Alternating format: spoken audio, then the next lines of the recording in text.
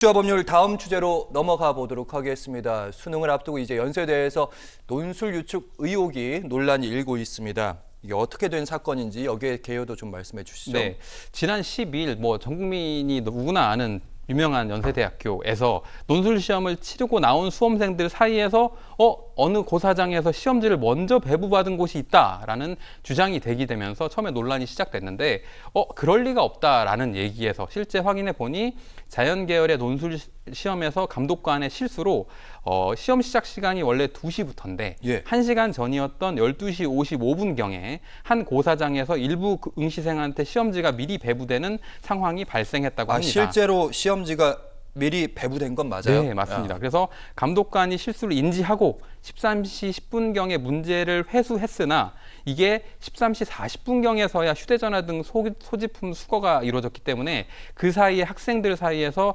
휴대전화를 쓰고 주고받을 수 있는 시간이 있었다. 이 부분에 이제 문제가 지적이 됐는데, 아니 휴대전화는 사실은 고사장이 입시를 하면 원래 옛날 일에 기억이 확실한지 모르겠는데 앞에 제출하는 거 아닙니까? 네, 그래서 연세대 측에서도 그런 일은 없다라고 밝혔는데 여기에 또 추가 증언이 나오면서 실제로 그 사이에 다른 고사장에 있는 친구하고 문제 내용을 공유했다라는 증언이 나오면서 더 문제가 커졌고, 이로 인해 당시 시험에 응시한 수험생들과 학부모 100여 명이 연세대 논술 시험을 무효로 해달라라는 내용의 집단 소송하고 효력 정지 가처분을 준비 중이라고 언론에 알려졌습니다. 네, 어쨌든 말씀하는 거 들어보니까 한 40분 간격, 40분 정도 시험지가 이미 배부가 되어 있는 상황이었고, 스마트폰 40분이 아니라 한 15분 정도겠군요.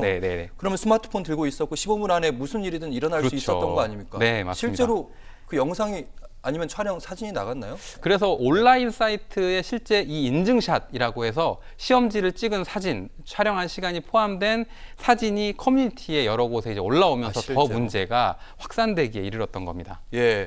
그래서 온라인에 게시한 수험생 6명, 관련자들 경찰에 다 고발했다고 하는데, 그럼 이 유출 어떤 혐의 적용되나요? 네, 연세대가 이 문제가 불거지면서 입장문을 발표했는데 발표 직전이었던 당일 오후에 서대문 경찰서에 문제지를 불법으로 촬영해서 온라인에 게시한 수험생 6명에 대해서는 업무방해 혐의로 고발했다라고 밝혔는데, 이 내용으로는 아마 논술 시험의 공정성을 훼손하고 다른 수험생들의 시험 응시기를 방해한 걸로 보아 업무방해에 해당한다라는 취지로 고소한 걸로 보이고, 실제로 서울 경찰청 광역수사대에 배당됐다라고 언론에 알려졌습니다. 네. 어쨌든 연세대는 재시험은 없다.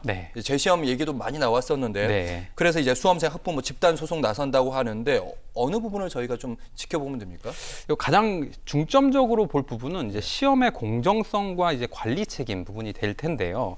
논술 시험 문제가 사전에 유출됐다. 왜냐하면 모든 수험생이 동일한 시간에 배부받아서 동일한 시간 동안 작성했어야 되는데 누군가가 먼저 알고 준비했던 거 아니냐라고 하는 부분, 그리고 그 유출된 문제가 시험 결과에 과연 어떤 영향을 미쳤냐, 합격에 당락에 영향을 미칠 정도로 합격자와 불합격자를 가를 정도의 이 부분에 영향을 미쳤는가가 가장 핵심적인 쟁점이 될 걸로 보입니다. 네, 15분 정도 어쨌든 시험지를 미리 볼 수 있는 시간이 있었는데 이런 공정하지 않지 않느냐, 그 정도면 그런 얘기인 것 같은데, 논술 시험에 대한 무효 소송 그리고 시험 결과에 대한 효력 정지 가처분. 가처분은 좀 빨리 나는 거잖아요. 두 가지를 동시에 했더라고요. 어떤 의미입니까?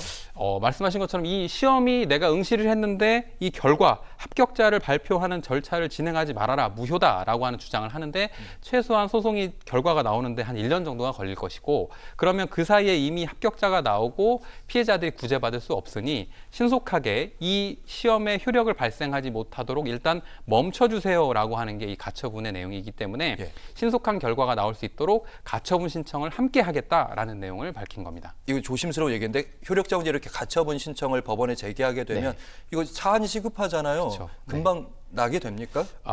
이 가처분이 이제 언론에서 많이 보셨던 것들이 예전에 이제 법무부 장관과 검찰총장의 다툼일 때도 이런 내용이 한 차례 언론에 보도가 됐던 바가 있는데, 통상적으로는 이 가처분 결정 같은 경우는 그 내용의 시급성에 따라서 빠르면 일주일, 3, 4일 이내에 나오는 경우도 있습니다. 알겠습니다. 이러저러한 얘기 나오는데, 이때 논술 시험 응시한 자연계열 학생이 한 10,000명쯤 된다고 하는데, 아니 막상 이것도 재시험 이렇게 쳐지게 된다면 시험을 잘 본 학생들은 어떻게 되는 겁니까? 네, 이게 그래서 가처분에서 가장 중요한 쟁점이 됩니다. 무슨 말이냐면 아까 말씀드린 것처럼 100여 명의 원고들 입장에서는 공정성에 문제가 있고 따라서 효력이 발생하면 안 된다라고 다투겠지만 바꿔 얘기하면 정당하게 시험을 응시해서 합격권에 있는 학생이 또다시 시험을 치르게 된다거나 혹은 다시 치러지는 시험으로 인해 불합격의 결과가 달라진다고 하면 그로 인해 미치는 파급 효과가 또 어마어마하기 때문에 이 부분을 법원이 신중하게 고려해서 결정을 내릴 걸로 보입니다. 네, 법원의 입장에 참 어려운 그런 네. 판결이 되지 않을까 싶습니다.